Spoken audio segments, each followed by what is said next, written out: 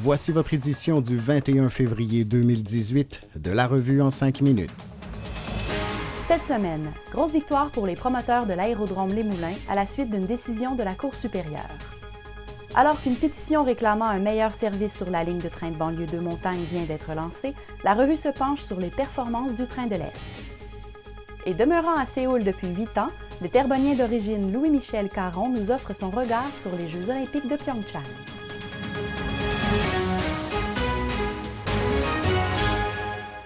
Ici Pénélope Clermont, journaliste pour la revue. Un jugement a été rendu dans le dossier de l'aérodrome Les Moulins. Le 16 février, la Cour supérieure a rejeté la demande d'injonction déposée par la ville de Mascouche en 2016 pour faire cesser les travaux de construction du projet. Nous avons toutefois appris que le gouvernement du Québec portera la décision en appel.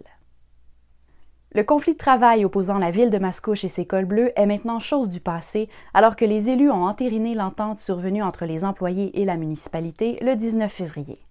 La nouvelle convention collective, valide jusqu'au 31 décembre 2019, prévoit notamment des augmentations salariales de 2,5 % en 2015 et en 2016, de 1,25 % en 2017 et de 2 % en 2018 et en 2019. Rappelons que le contrat de travail des cols bleus était échu depuis le 31 décembre 2014.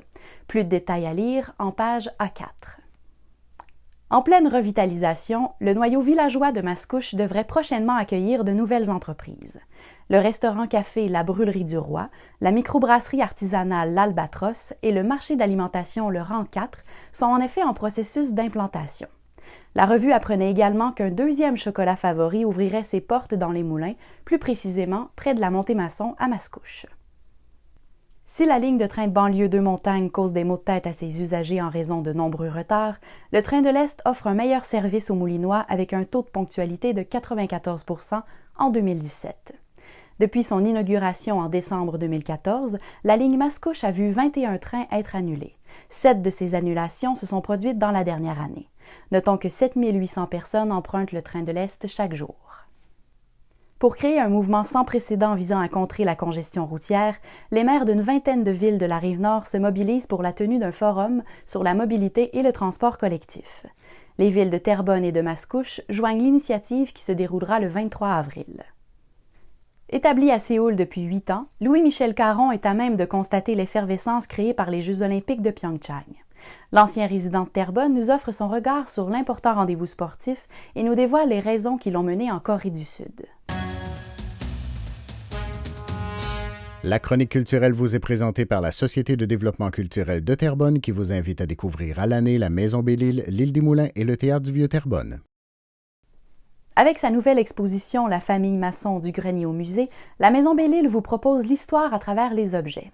C'est nul autre que l'auteur-compositeur-interprète Jérôme Couture qui agit comme commissaire de cette exposition qui sera présentée jusqu'au 20 mai.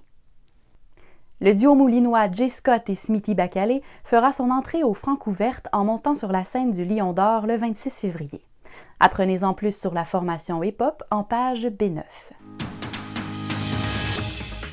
Les policiers de Terrebonne ont récemment mis la main au collet de 3 hommes soupçonnés d'être impliqués dans un stratagème de vol de cartes bancaires, dont au moins un cas serait survenu à Terrebonne. Plus de 2 ans après le meurtre d'Alain Nadeau, un Terrebonnien de 55 ans, Antoine Sénécal, plaide coupable et écope d'une peine de prison à perpétuité. Dans la foulée de l'implantation de la collecte des matières organiques, la ville de Terrebonne apportera des changements dans les jours de collecte et leur fréquence à compter du 30 avril. Pas moins de 240 coureurs et raquetteurs ont pris le départ du défi hivernal de la Fondation Santé Sud de Lanaudière, en plus d'amasser 22 000 $ pour le département de la santé mentale de l'hôpital Pierre-Le-Gardeur. Et 4 plongeurs moulinois ont remporté au moins une médaille au récent championnat provincial junior et senior 2017-2018. Multipliez vos dollars grâce à rabaichoc.com où vous achetez des cartes cadeaux pour une fraction de leur valeur. 30, 40, 50 % de rabais chez vos marchands locaux et c'est vous qui déciderez comment vous l'utiliserez. C'était votre édition de la Revue en 5 minutes du 21 février 2018. Pour obtenir des nouvelles en primeur, abonnez-vous à notre infolette au www.larevue.qc.ca. Bonne lecture!